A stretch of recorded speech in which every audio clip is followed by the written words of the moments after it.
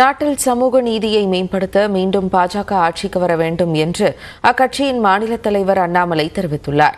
கோவை மக்களவை தொகுதிக்கு உட்பட்ட கவுண்டம்பாளையம், கோவனூர் உள்ளிட்ட இடங்களில் பாஜக வேட்பாளர் அண்ணாமலை பரப்புரையில் ஈடுபட்டார். அப்போது கோவனூரில் அம்பேத்கர் பிறந்த நாளை ஒட்டி அவரது திருவுருவப் படத்திற்கு அண்ணாமலை மலர் தூவி மரியாதை செலுத்தினார். தொடர்ந்து பேசிய அவர் அனைத்து சமூகத்தினருக்கும் மோடி அரசியல் அங்கீகாரம் கொடுத்ததாக கூறினார். மோடி ஐயாவுடைய மந்திரி சபையை பாருங்க, 76 மந்திரிகள் இருக்கிறாங்க. 11 மந்திரிகள் பெண்கள், 12 மந்திரிகள் பட்டியலின சமுதாயத்திலிருந்து வந்திருப்பவர்கள், 27 மந்திரிகள் பிற்படுத்தப்பட்ட வகுப்பிலிருந்து வந்திருக்கிறார். முதலாக அரசியல் அங்கீகாரம் என்பது எல்லா சமுதாயத்திற்கும் கூட மோடி அவர்கள் கொண்டு வந்து கொடுத்துக் கொண்டிருக்கிறார்கள். இதெல்லாம் உங்களுக்கு தெரியும். அந்த சமூக நீதி மறுபடியும் நிலைத்தன, சமூக நீதி மறுபடியும் ஓங்கிட, இன்னும் பெரிய அளவில் பேசப்பட நீங்கள் பாரதிய ஜனதா கட்சிக்கு ஆதரவு கொடுக்க வேண்டும். கோவனூரில் குடிநீர் உள்ளிட்ட அடிப்படை பிரச்சினைகளுக்கு தீர்வு காணப்படும் என்று அண்ணாமலை வாக்குறுதி அளித்தார். திருவள்ளூர் மக்களவை தொகுதியில் திமுக கூட்டணி சார்பில் காங்கிரஸ் வேட்பாளர் சசிகாந்த் செந்தில் களம் கண்டுள்ளார். இவருக்கு ஆதரவு திரட்டும் வகையில் திருமுல்லைவாயில் பகுதியில் எம்எல்ஏவும் காங்கிரஸ் மூத்த தலைவருமான EVKS இளங்கோவன் வாக்கு சேகரிப்பில் ஈடுபட்டார். அப்போது அமைதியை வலியுறுத்தும் வகையில் வெள்ளை புறா மற்றும் பலூன்கள் பறக்கவிடப்பட்டன. அப்போது பட்டாசு வெடித்ததில் நிகழ்ச்சிக்காக வந்திருந்த குதிரைகள் மிரண்டு ஓடின.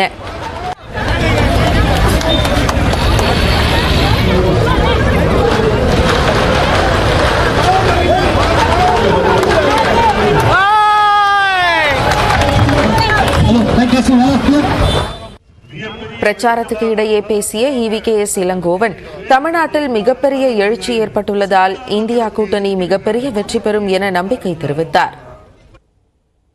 நம்முடைய முதலமைச்சர் அவர்கள் சொல்லியது போல ராகுல் காந்தியினுடைய அந்த ஒரு கூட்டம் பல மாதங்களாக பல தடவை வந்து நம்முடைய மோடி நடத்திய கூட்டங்களை எல்லாம் அலையை கொண்டு போனது போல அந்த கூட்டங்களுக்கு வலுவிழக்க செய்ய விட்டார். பெட்டி கடைகள் வைத்திருக்கின்றவர்கள், காய்கறி கடை வைத்திருக்கின்றவர்கள் அத்தனை பேரும் இந்திரா காந்தியையும் சோனியா காந்தியும் நினைவில் வைத்து ராகுல் காந்திக்கும் நம்முடைய முதலமைச்சர் ஸ்டாலின் அவர்களுக்கும் மிகப்பெரிய ஆதரவை தருவார்கள்.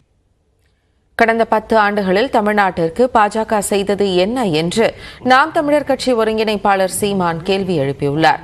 நாகப்பட்டினத்தில் நாம் தமிழர் கட்சி வேட்பாளர் கார்த்திகாவை ஆதரித்து சீமான் பரப்புரை மேற்கொண்டார். அப்போது பேசிய அவர், கொள்கை, கோட்பாடு மற்றும் சித்தாந்தம் இல்லாதது இந்தியா கூட்டணி என்று விமர்சித்தார். மேலும் தமிழ்நாட்டில் பாஜக ஏன் தோல்வியடைகிறது என்றும் சீமான் விளக்கம் அளித்தார். பாரதிய ஜனதா ஏன் வெல்ல முடியல, தோக்குது அப்படின்னு யோசிக்கும் போது தமிழர் உரிமைக்கு நிக்கல, நீ உணர்வுக்கு நிக்கல, நீ சாதி மதத்தின் கெட்டியா பிடிச்சிட்டு அழுகிற. அவனுக்கு அதை விட அவன் சாதியை கடந்து சாதிக்க துடிக்கிற இனம் தமிழினம், மதத்தை கடந்து மனிதத்தை பார்க்கிற இனம் தமிழினம். நீ அங்க போய் சாதி மதமும் என்ன கண்கள்னா அவன் என் சமூகத்துக்கு அது பெரும் புண்கள்னு தூக்கி போட்டான். கோட்பாட்டை உருவாக்கணும், நீ மாத்தணும். நீலகிரி மக்களவை தொகுதியில் பாஜக சார்பில் போட்டியிடும் மத்திய இணையமைச்சர் எல் முருகனின் வாகனம் 2வது முறையாக சோதனை செய்யப்பட்டது. கோவை மாவட்டம் மேட்டுப்பாளையத்திலிருந்து உதகைக்கு பிரச்சாரத்திற்காக எல் முருகன் தனது காரில் சென்றார். கோத்தகிரி அருகே உள்ள கட்டப்பட்டு பகுதியில் தேர்தல் பறக்கும் படையினர் அவரது காரை தடுத்து நிறுத்தி சோதனை மேற்கொண்டனர். 20 நிமிடங்களுக்கு மேலாக நடைபெற்ற சோதனைக்கு பின் பரிசுப் பொருட்கள், பணம் ஏதும் இல்லாதது உறுதி செய்யப்பட்ட பின்னர் எல் முருகன் அங்கிருந்து புறப்பட்டார்.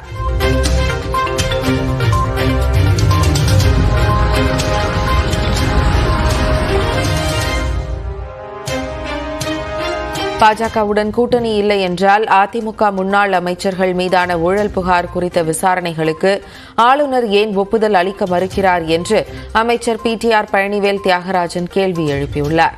தேனி மக்களவை தொகுதியில் போட்டியிடும் திமுக வேட்பாளர் தங்க தமிழ்ச்செல்வனை ஆதரித்து கம்பம் பகுதியில் அமைச்சர் பரப்புரை செய்தார். அப்போது பேசிய அவர், மத்தியில் மீண்டும் பாஜக ஆட்சிக்கு வந்தால் தனி மனித சுதந்திரம், சுயமரியாதை, சமத்துவம், நல்லிணக்கம் அடியோடு அழிந்துவிடும் என எச்சரித்தார்.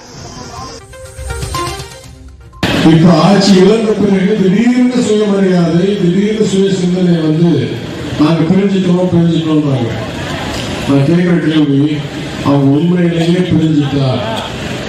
ஏன் போன ஆட்சியில் இருந்த அமைச்சர்கள் மேல் வழக்குகள் தொடரணும் என்று தமிழ்நாடு அரசாங்கம் ஆதாரத்துடன் அனுப்பிய கோப்புகளை ஏன் இந்த எதற்கும் லாயக்கில்லாத கையாளாகாத ஒரு ஆளுநர் ஏன் அந்த கோப்பெல்லாம் கையெழுத்து போட்டு அனுமதி கொடுக்காமல் வைத்திருக்கிறார்? கூட்டணி இல்லை என்றால், மறைமுக கூட்டணி இல்லை என்றால், ஏன் அந்த கோப்புகளுக்கு ஒப்புதல் தராமல் ஊழல் நடவடிக்கையை தடுத்து இருக்கிறார் இந்த ஆளுநர்?